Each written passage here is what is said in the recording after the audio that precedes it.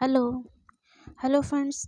हम भारतीय संविधान पढ़ रहे हैं और भारतीय संविधान के तहत जो है राष्ट्रपति पढ़ रहे थे, यानी भारत का राष्ट्रपति प्रेसिडेंट ऑफ इंडिया के बारे में हम पढ़ रहे थे। प्रेसिडेंट ऑफ इंडिया के बारे में जो है राष्ट्रपति का इलेक्शन कैसे होता है, इसको जो है हम पढ़ चुके हैं। आज इस वीडियो में हम देखेंगे कि भारत का राष्ट्रपति और भारत के राष्ट्रपति से संबंधित जो है और यानी अन्य प्रोविज़न को हम पढ़ेंगे। तो इस में हम देखेंगे जो है आर्टिकल 56 से लेकर 62 तक में जो है क्या प्रावधान किया गया है और जो है राष्ट्रपति को जो है रिमूव कैसे किया जाएगा।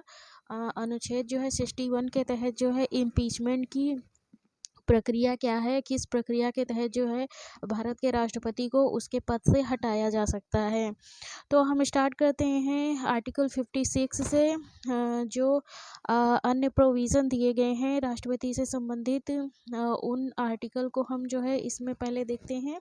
आर्टिकल 56 में जो है राष्ट्रपति की जो है पदावधि के बारे में बताया गया, यानी कार्यकाल कितना होगा राष्ट्रपति का, उसके बारे में प्रावधान अनुच्छेद जो है 56 में किया गया है। यानी term of office of president का जो है कार्यकाल कितने वर्ष का होता है, इसका प्रावधान जो किया गया वो अनुच्छेद 56 में किया गया है। अनुच्छेद 56 के क्लॉज 1 में जो है यह कहा गया है कि यह प्रावधान किया गया है कि राष्ट्रपति जो है शपथ ग्रहण की तारीख से जो है 5 वर्ष तक अपना पद ग्रहण करेगा।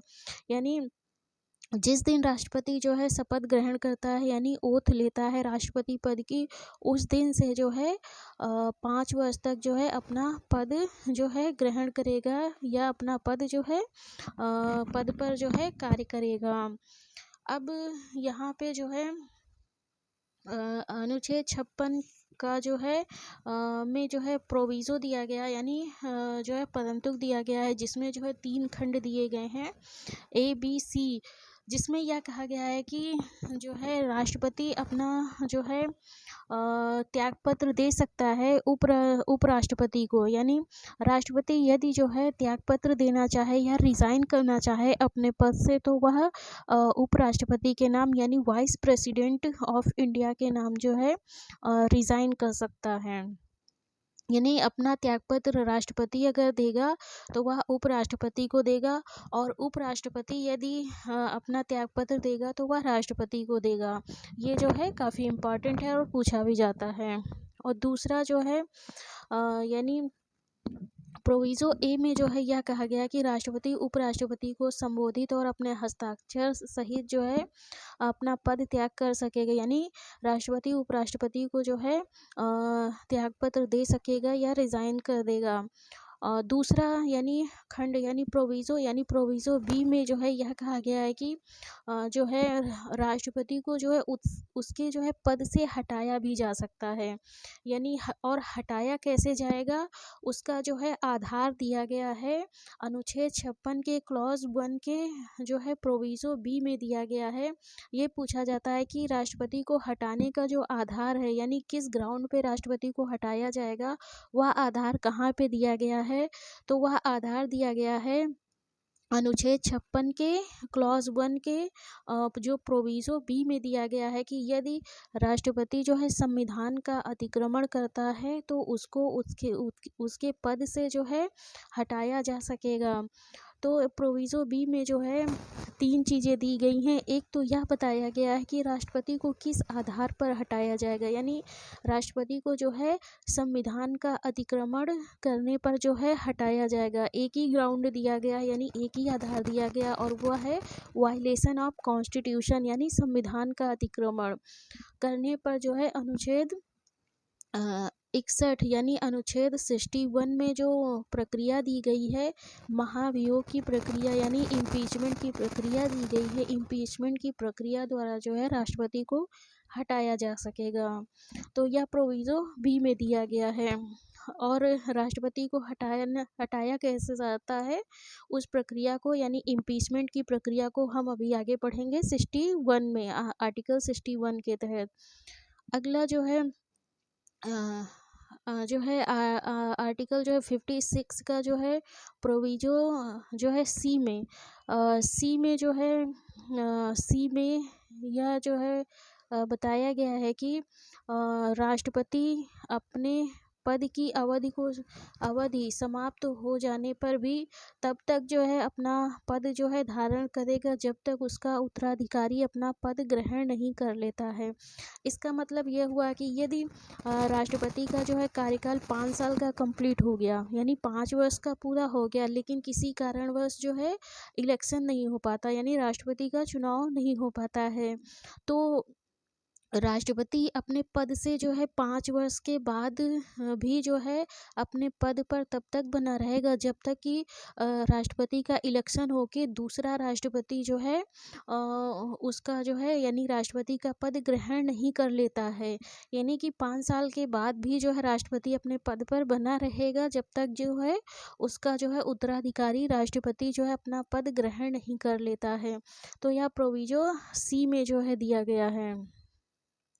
अगला जो है अनुच्छेद 56 के क्लॉज जो है 2 यानी प्रोविजो 2 में यानी खंड 2 में जो है यह कहा गया है कि जो है यदि राष्ट्रपति जो है उपराष्ट्रपति को जो है अपना त्यागपत्र देता है यानी रिज़ाइन दे देता है, तो जो है उपराष्ट्रपति जो है इसकी सूचना जो है लोकसभा के अध्यक्ष को तुरंत देगा, यानी तत्काल जो है इसकी सूचना लोकसभा के अध्यक्ष को जो है उपराष्ट्रपति देगा।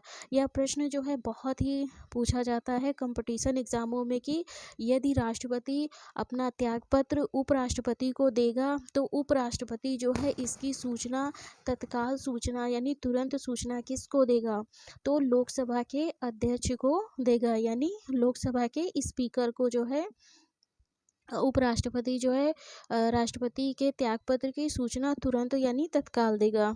तो ये अनुच्छेद 56 है। 56 में जो है 2 क्लॉज दिए गए हैं और इसमें परंतु यानी प्रोविजो 3 दिए गए हैं, जिसमें पहले खंड में बताया गया है कि कितना कार्यकाल होगा, कार्यकाल यानी 5 वर्ष का होगा, और दूसरा है जो है प्रोविजो ए में कहा गया है कि राष्ट्रपति जो है उपराष्ट्रपति को जो है अपना त्यागपत्र दे सकता है जो है, और प्रोविजो बी में यह बताया गया है कि राष्ट्रपति को हटाया कैसे जाएगा, उसका आधार क्या है, ये दिया गया है। और सी में बताया गया है कि जो है राष्ट्रपति तब तक अपना पद धारण करेगा जब तक उसका उत्तराधिकारी नहीं आ जाता। और 56 के खंड 2 में यह कहा गया है कि यदि जो है उपराष्ट्रपति को राष्ट्रपति अपना त्यागपत्र देखता है तो उपराष्ट्रपति उसकी सूचना जो है तत्काल उसकी सूचना जो है लोकसभा के अध्यक्ष को देगा। तो अनुच्छेद 56 ये कंप्लीट हो गया। अब हम देखते हैं आर्टिकल जो है 57।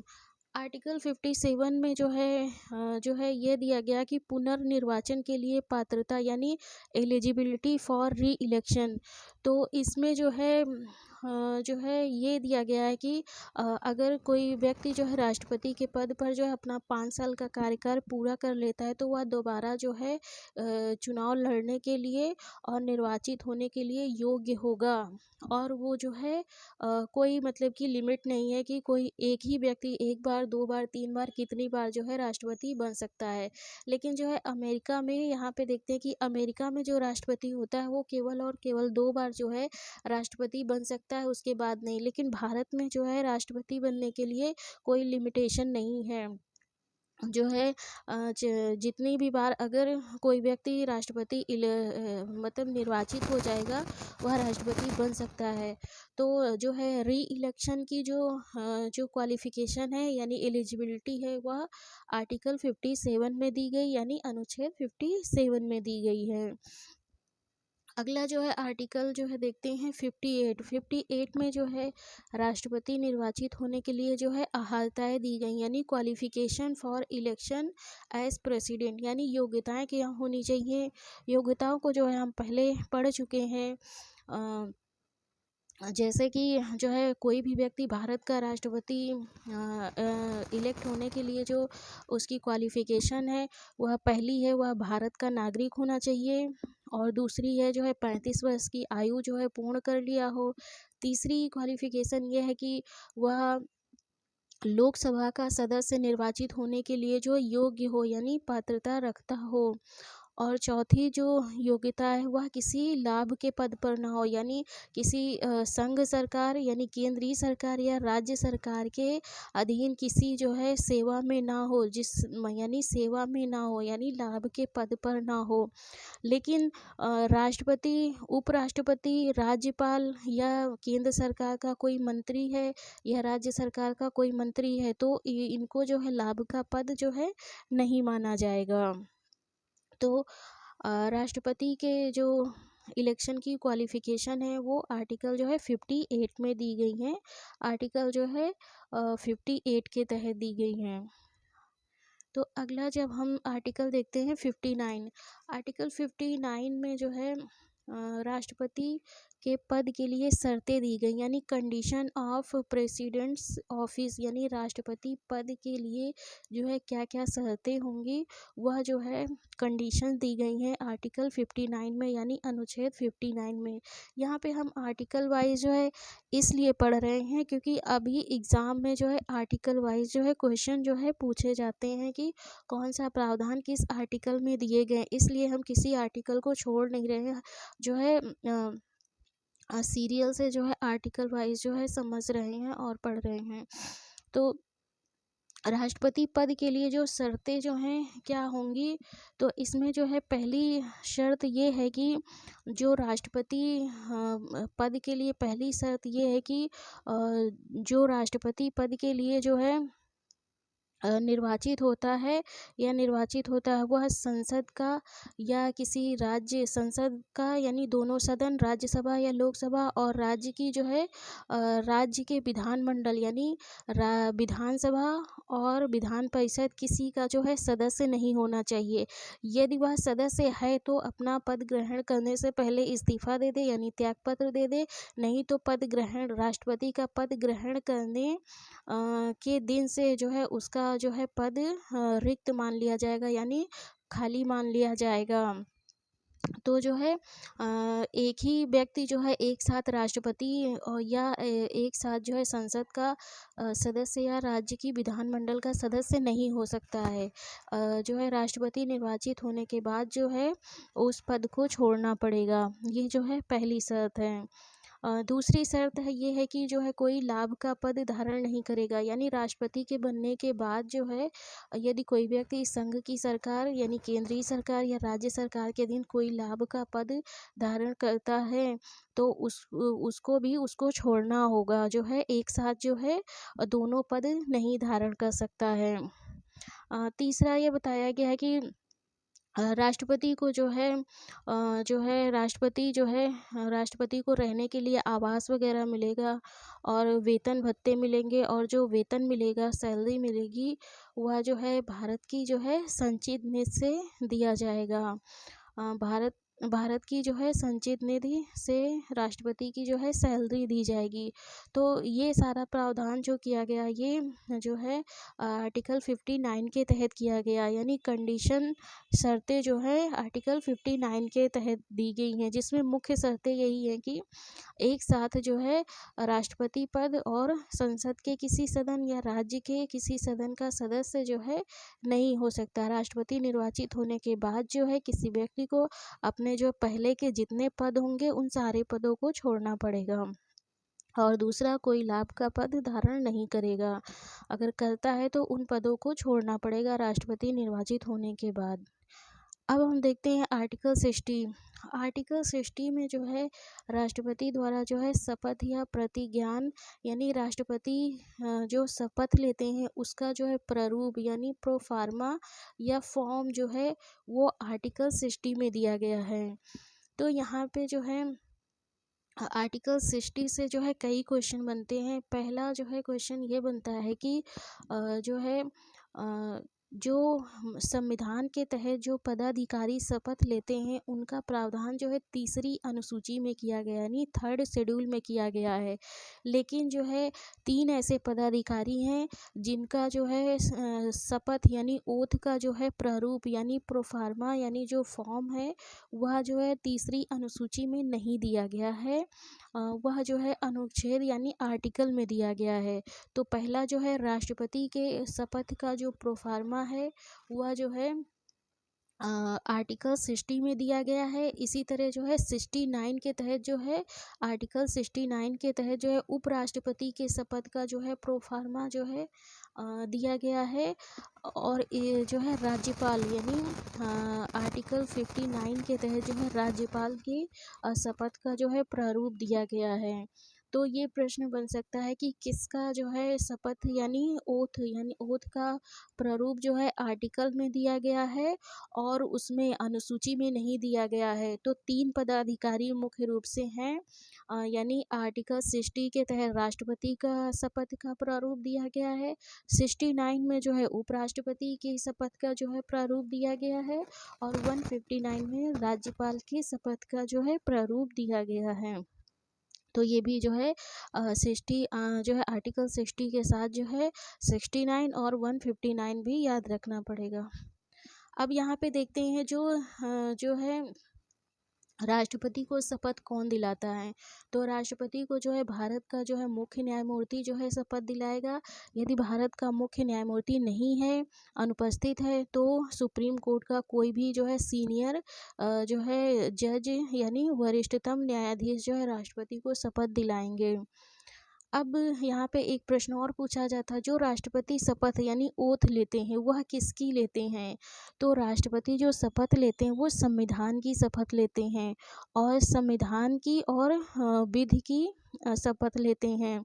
तो राष्ट्रपति जो शपथ लेते हैं उसमें जो है संविधान की और विधि की जो शपथ लेते हैं तो उसमें जो है यह कहा इसमें ये दिया गया है कि राष्ट्रपति जो शपथ लेंगे उसका जो प्रोफार्मा है उसमें यह दिया गया है कि जैसे मैं फिर आगे राष्ट्रपति अपना नाम बोलेंगे, संविधान की और विधि का जो है परिरक्षण यानी प्रिजर्व और दूसरा संरक्षण यानी प्रोटेक्ट और तीसरा जो है प्रतिरक्षण यानी डिफेंड करने की जो है शपथ लेता हूँ और मैं भारत की जनता की सेवा और कल्याण में जो है निरत रहूँगा, यानी भारत की जनता की सेवा और कल्याण में निरत रहूँगा या करता रहूँगा, यह जो है शपथ लेते हैं। तो इससे जो क्वेश्चन बनता है वह प्रश्न यह बनता है कि जो है भारत का जो राष्ट्रपति है जो संविधान की और विधि की शपथ लेता है तो उसमें जो है ये 3 जो है शब्द दिए गए हैं, परिरक्षण, संरक्षण और प्रतिरक्षण। यानी परिरक्षण प्रिजर्व, संरक्षण प्रोटेक्ट और प्रतिरक्षण यानी डिफेंड।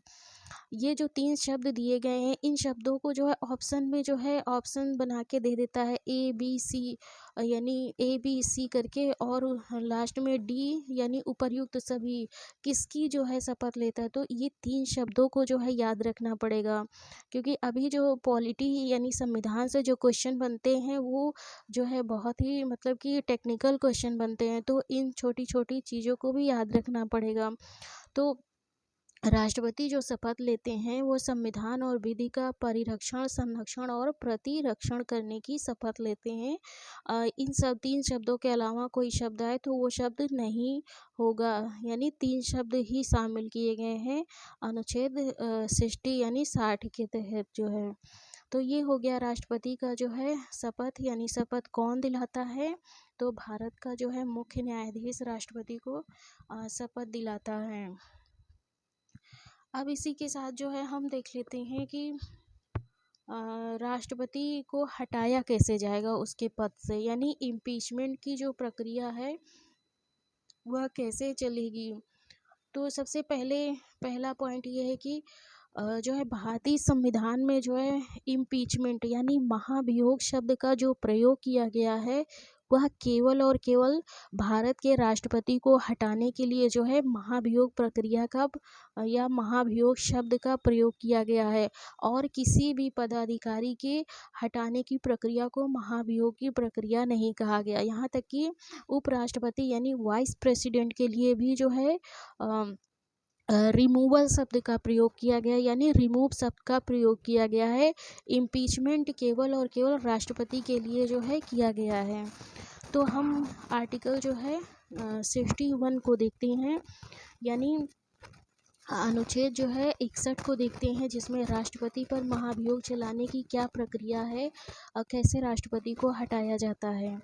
तो राष्ट्रपति को हटाने के लिए हम आर्टिकल जो है 56 के खंड यानी दूसरे क्लॉज का जो है प्रोविज़ो बी को भी देखेंगे, जिसमें जो है आधार बताया गया है। यानी अनुच्छेद 56 के 1 के जो है प्रोविज़ो बी में जो है यह बताया गया है कि आधार बताया गया है और प्रोसीजर क्या होगा ये बताया गया, और प्रक्रिया यानी इम्पीचमेंट, ये 3 शब्दों को जो है बताया गया। तो हम यहाँ से पहले देखते हैं कि राष्ट्रपति को जो है किस आधार पर हटाया जाएगा।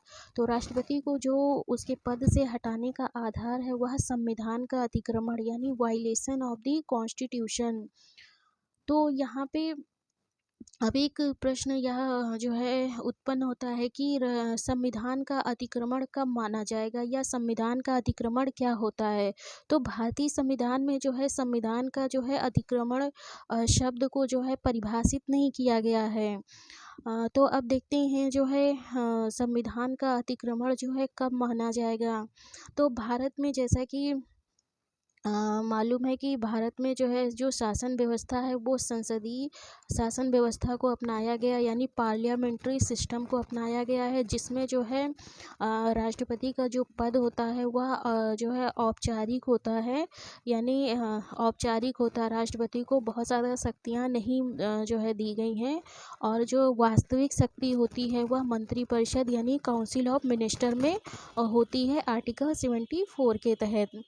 तो यदि जो है मंत्रिपरिषद यानी काउंसिल ऑफ मिनिस्टर जो है राष्ट्रपति को कोई सलाह देता है, या राष्ट्रपति को कोई सलाह दिया और राष्ट्रपति उस सलाह को नहीं मानता है, तो जो है जो यह माना जाएगा कि राष्ट्रपति जो है संविधान का जो है अतिक्रमण जो है किया है, क्योंकि आर्टिकल 74 में स्पष्ट रूप से संशोधन करके यह लिख दिया गया है कि जो है भारत में जो मंत्रिपरिषद होगी वह राष्ट्रपति को सलाह देगी, और मंत्रिपरिषद की सलाह जो है मानने के लिए राष्ट्रपति बाध्य है।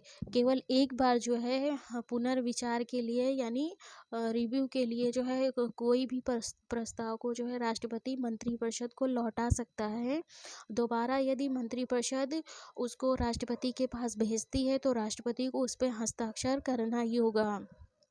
तो यहाँ पे यदि मंत्रिपरिषद जो है कोई प्रस्ताव या कुछ भी जो है राष्ट्रपति को भेजती है हस्ताक्षर करने के लिए, और राष्ट्रपति जो है मंत्रिपरिषद की सलाह नहीं मानता है या हस्ताक्षर नहीं करता है, तो यह माना जाएगा कि राष्ट्रपति जो है संविधान का जो है वायलेशन किया है या संविधान का अतिक्रमण किया है। दूसरा जो है अनुच्छेद 56 में यह बताया गया कि अनुच्छेद 61 की प्रक्रिया के अनुसार राष्ट्रपति को हटाया जाएगा, यानी तरीका यानी मेथड या प्रक्रिया क्या होगी, इसको अभी हम देखते हैं आर्टिकल जो है 61 में। और तीसरा जो शब्द का प्रयोग किया गया वह महाभियोग की प्रक्रिया यानी इम्पीचमेंट की प्रक्रिया।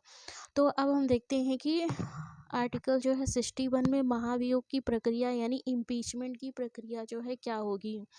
तो सबसे पहले जो है राष्ट्रपति को हटाने के लिए जो है संसद का कोई भी सदन यानी लोकसभा या राज्यसभा कोई भी सदन, दोनों सदन जो है सक्षम है जो है राष्ट्रपति को हटाने का प्रस्ताव लाने के लिए। तो कोई भी सदन जो है यानी सबसे पहले लिखित प्रस्ताव द्वारा जो है राष्ट्रपति पर जो है आरोप लगाने के बाद जो है राष्ट्रपति को जो है उस आरोप प्रस्ताव पे जो है वोटिंग करने कम से कम 14 दिन पहले जो है राष्ट्रपति को जो है लिखित सूचना देगा, यानी रिटन नोटिफिकेशन जो है राष्ट्रपति को दी जाएगी, राष्ट्रपति को देगा। उसके बाद जो है एक सदन जो है उस पर राष्ट्रपति पर आरोप लगाएगा, और जो है उसके बाद जो है प्रस्ताव लाने के पहले, यानी प्रस्ताव लाने के 14 दिन पहले राष्ट्रपति को जो है सूचना दी जाएगी। और जो सदन प्रस्ताव लाता है उस प्रस्ताव पे मतलब उस प्रस्ताव पर उस सदन की कुल सदस्य संख्या के कम से कम 1/4 यानी 1/4 सदस्यों ने हस्ताक्षर करके उस प्रस्ताव को लाने का अपना आशय प्रकट किया है। इसका मतलब है जो सदन राष्ट्रपति को हटाने का जो है प्रस्ताव ला रहा है, उस सदन के, यानी उस सदन की मतलब कुल सदस्य संख्या जितनी है उसके कम से कम 1/4 यानी 1/4 सांसदों ने जो है हस्ताक्षर करके उस प्रस्ताव को जो है लाने का अपना समर्थन दिया है। तभी जो है कोई सदन जो है राष्ट्रपति को हटाने का प्रस्ताव ला पाएगा, यानी ला सकेगा, यानी 1/4 सदस्य उस पर जो है हस्ताक्षर करेंगे। जैसे कि यहाँ पे देखते हैं कि यदि लोकसभा जो है राष्ट्रपति को हटाने का जो है प्रस्ताव लाती है, तो जो है यहाँ पे उस मतलब लोकसभा में जो है लोकसभा में 500 सदस्य होते हैं, यानी 500 सदस्य होते हैं, तो टोटल सदस्य यानी 500 का 1/4 सदस्य यानी 1/4 सदस्य उस प्रस्ताव पर हस्ताक्षर करना चाहिए। यानी लगभग 125 सांसद जो है उस प्रस्ताव पर, यानी राष्ट्रपति को हटाने का जो प्रस्ताव लोकसभा ला रही है उस पे हस्ताक्षर करेंगे, तभी वह प्रस्ताव जो है लाया जा सकेगा, अन्यथा नहीं। तो यहाँ पे प्रश्न जो है यह बनता है कि कितने सांसदों का हस्ताक्षर होना चाहिए, तो उस सदन के, यानी यदि लोकसभा ला रही है तो लोकसभा के कुल सदस्य का जो है 1/4% सदस्यों द्वारा हस्ताक्षर होना चाहिए, और यदि जो है राज्यसभा ला रही है तो राज्यसभा के 1/4 सदस्यों का जो है उस पर हस्ताक्षर होना चाहिए, तब यह प्रस्ताव आएगा। तो यहाँ पे जो है प्रस्ताव जो है 1/4 सांसदों का हस्ताक्षर हो गया, और 14 दिन पहले, यानी उस प्रस्ताव पे जिस दिन वोटिंग होनी या बहस होनी उससे 14 दिन पहले जो है राष्ट्रपति को भी सूचना दी जाएगी। अब आगे की प्रक्रिया जो है आगे की प्रक्रिया में जो है जो है अगर जो मतलब जो सदन, यानी मान लो लोकसभा जो है प्रस्ताव लाती है, तो लोकसभा जो है उस प्रस्ताव को मतलब अपने सदन की कुल सदस्य संख्या के कम से कम जो है 2/3 बहुमत द्वारा उस प्रस्ताव को पास कर देगी। जैसे कि लोकसभा जो है राष्ट्रपति को हटाने का प्रस्ताव लाती है, और जो है प्रस्ताव लाने के बाद जो है सारी जो है कंडीशन फुलफिल होती है, राष्ट्रपति को सूचना भी दे देती है 14 दिन पहले, और 1/4 यानी 1/4 सांसद जो है उस पर हस्ताक्षर करते हैं। तो अब लोकसभा में जो है वोटिंग होगी। वोटिंग होने के बाद यदि जो है लोकसभा उस प्रस्ताव को, यानी सदन की, यानी लोकसभा की कुल सदस्य संख्या का कम से कम जो है 2/3 बहुमत से उस प्रस्ताव को पारित कर देती है, यानी 2/3 बहुमत से कुल, यानी सदन की सदस्य संख्या यहाँ पे ली जाएगी, उपस्थित और मतदान करने वाले सदस्यों की संख्या नहीं ली जाएगी। यानी अगर लोकसभा में 500 सांसद हैं तो 500 का जो है 2/3 निकाला जाएगा, यानी कुल सदन की सदस्य संख्या के कम से कम 2/3 बहुमत द्वारा ऐसा प्रस्ताव जो है पारित हो जाएगा। पारित होने के बाद जो है उस प्रस्ताव को जो है अब दूसरे सदन में भेजा जाएगा, यानी जो है राज्यसभा में भेजा जाएगा। तो अब जो है दूसरा सदन यानी राज्यसभा क्या करेगी, राज्यसभा जो है उस प्रस्ताव में जो आरोप लगाए गए आरोपों की जांच यानी करेगा, यानी दूसरा सदन जो है आरोपों की जांच करेगा या कराएगा। यानी राज्यसभा उस प्रस्ताव को पारित करने के बाद जब लोकसभा जब उस प्रस्ताव को पारित करने के बाद जो है राज्यसभा को भेजेगी, तो राज्यसभा जो है उस प्रस्ताव में लगाए गए आरोप, यानी जो आरोप राष्ट्रपति पे लगाए गए हैं उनकी जांच या तो खुद करेगा या तो जो है कराएगा, यानी कराने के लिए जो है कमेटी गठित कर सकता है या सुप्रीम कोर्ट के से करवा सकता है। और जो है उसके बाद जो है राष्ट्रपति को भी इसमें जो है अपना पक्ष रखने का जो है पक्ष रखने का जो है अवसर दिया जाएगा, यानी राष्ट्रपति को भी अपना पक्ष रखने का अधिकार होगा। उसके बाद जो है यदि जो है लगाए गए आरोपों की जांच करने के पश्चात राज्यसभा यह पाती है कि जो है राष्ट्रपति पर लगाए गए आरोप जो है सिद्ध हो गए, यानी साबित हो गए हैं कि राष्ट्रपति ने संविधान का जो है उल्लंघन किया है या अतिक्रमण किया है। तो यदि राज्यसभा भी अपने सदन की कुल सदस्य संख्या का जो है कम से कम 2/3 बहुमत से उस प्रस्ताव को पारित कर देती है, यानी राज्यसभा भी पारित कर देगी, तो जिस दिन जो है राज्यसभा ने इस प्रस्ताव को पारित किया उस दिन यानी उस तारीख से जो है राष्ट्रपति को उसके पद से हटना होगा, यानी उस तारीख को राष्ट्रपति का पद खाली हो जाएगा। तो इस तरीके से जो है लोकसभा और राज्यसभा जो है में जो है महाभियोग की जो प्रक्रिया चलती है, उसके तहत इस प्रक्रिया के तहत जो है राष्ट्रपति को उसके पद से हटाया जाता है। तो आई होप जो है समझ में आया होगा। जो है आर्टिकल जो है 61 के तहत जो राष्ट्रपति को हटाने की यानी इम्पीचमेंट या महाभियोग की प्रक्रिया चलती है। अब राष्ट्रपति से संबंधित जो है एक आर्टिकल और है, इसको भी हम देख लेंगे। आर्टिकल जो है 62। आर्टिकल 62 में यह कहा गया है कि आर्टिकल 62 में जो यह प्रोविज़न किया गया है कि जो है यदि जो है राष्ट्रपति का जो है कार्यकाल 5 वर्ष जो है पूरा हो गया है तो निर्वाचन कब कराया जाएगा, और यदि किसी जो है आकस्मिक रिक्ति यानी कोई अचानक जो है राष्ट्रपति का पद खाली हो जाता है तो उसको भरने के लिए और कब इलेक्शन होगा और जो निर्वाचित राष्ट्रपति होगा उसका कार्यकाल होगा।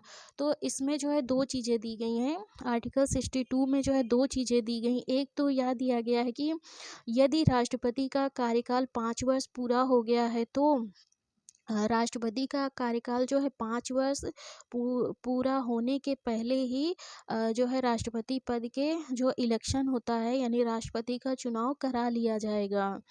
तो यहाँ पे आर्टिकल 62 में यही दिया गया है कि राष्ट्रपति की पदावधि की समाप्ति से हुई रिक्ति को भरने के लिए निर्वाचन राष्ट्रपति की जो है पदावधि की समाप्ति के पहले पूर्ण कर लिया जाएगा, यानी 5 वर्ष कंप्लीट होने के पहले ही पूरा कर लिया जाएगा।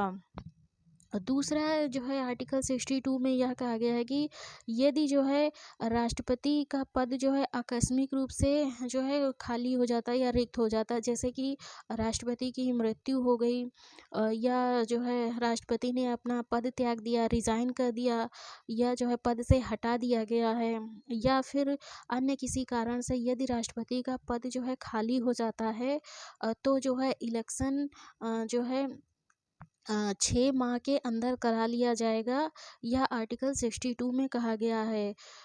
तो इसमें जैसे कि राष्ट्रपति का पद जो है अचानक खाली हो जाता है या रिक्त हो जाता है, जैसे राष्ट्रपति की मृत्यु हो गई या राष्ट्रपति को यानी त्यागपत्र दे दिया या उसको उसके पद से हटा दिया गया है, तो जो है सबसे पहला जो है इसमें होता है कि राष्ट्रपति का पद यदि खाली हो गया है तो उपराष्ट्रपति जो है कार्यवाहक राष्ट्रपति के रूप में जो है कार्य करेंगे। दूसरा जो है पद खाली होने की तारीख से 6 माह के अंदर जो है राष्ट्रपति का चुनाव जो है करा लिया जाएगा, यानी राष्ट्रपति का जो है इलेक्शन करा लिया जाएगा। और दूसरा ये है यहाँ पे ये दिया गया है कि यदि जो है 6 माह के अंदर इलेक्शन होने पर जो राष्ट्रपति निर्वाचित होता है, इलेक्टेड होता है, उसका कार्यकाल कितना होगा। तो जो है निर्वाचन के बाद जो है जो राष्ट्रपति निर्वाचित होगा उसका कार्यकाल जो है उसका कार्यकाल उसके शपथ ग्रहण की तारीख से 5 वर्ष तक जो है हाँ, 5 वर्ष तक वह अपना पद धारण करेगा, यानी बचे हुए कार्यकाल के लिए जो है अपना पद धारण नहीं करेगा। इसको एक एग्जाम्पल से समझते हैं कि जैसे कि माना राष्ट्रपति कोई व्यक्ति जो है राष्ट्रपति निर्वाचित हुआ और वह जो है 2 साल तक जो है अपने पद पर रहा। 2 साल के बाद जो है उसकी मृत्यु हो गई, या उसको जो है उसके पद से हटा दिया गया, या उसने खुद स्वयं ही जो है त्यागपत्र दे दिया। तो अब जो है अभी राष्ट्रपति का कार्यकाल चूंकि 5 साल का होता है, तो अभी 3 साल बाकी है। तो अब जो है क्या होगा कि पहले तो जो है अगर जो है अचानक जो है इस तरह की किसी सिचुएशन से राष्ट्रपति का पद खाली हुआ है, तो राष्ट्रपति के पद पर जो है कार्यवाहक राष्ट्रपति के रूप में उपराष्ट्रपति कार्य करेंगे। फिर उसके बाद जो है 6 माह के अंदर जो है राष्ट्रपति का निर्वाचन किया जाएगा, यानी चुनाव कराया जाएगा। चुनाव कराने के बाद जो राष्ट्रपति जो है चुन कर आएंगे या निर्वाचित होकर आएंगे, वे राष्ट्रपति अब बचे हुए कार्यकाल 3 साल के लिए और नहीं राष्ट्रपति बनेंगे, बल्कि पूर्ण कार्यकाल के लिए यानी 5 साल के लिए जो है राष्ट्रपति बनेंगे। यानी अपना शपथ ग्रहण की तारीख से जो है वे 5 वर्ष तक जो है अपना जो है कार्यकाल यानी पद ग्रहण करेंगे। लेकिन जो है राष्ट्रपति उपराष्ट्रपति के लिए यह जो है नियम बनाया गया है, लेकिन सांसदों और विधायकों के लिए जो यह कार्यकाल नहीं है। यदि किसी सांसद का जो है पद खाली हो जाता है, सीट खाली हो जाती है अचानक से, तो उस पे जो इलेक्शन होता है तो वह उसके बचे हुए कार्यकाल के लिए होता है। लेकिन राष्ट्रपति और उपराष्ट्रपति का यदि पद खाली हो गया, तो जो निर्वाचित होकर दूसरा राष्ट्रपति आएगा वह 5 वर्ष के लिए जो है अपना पद धारण करेगा। तो इस प्रकार जो है यह आर्टिकल 61 को भी हमने समझा कि राष्ट्रपति को जो है इम्पीचमेंट के द्वारा जो है प्रक्रिया के द्वारा कैसे हटाया जाता है। अब आगे हम जो पढ़ेंगे, अभी तक जो है कितने राष्ट्रपति जो है निर्वाचित हो चुके हैं, जो है 1952 से लेकर अभी 2023 तक जो है उसको हम देखेंगे। और राष्ट्रपतियों से जो है किस प्रकार के क्वेश्चन पूछे जाते उनको जो हम एक पूरा जो है एक पूरा क्या कहते हैं कि डायग्राम बना के उसको पूरा समझेंगे कैसे क्वेश्चन पूछे जाते। उसके बाद जो है हम राष्ट्रपति को पढ़ेंगे।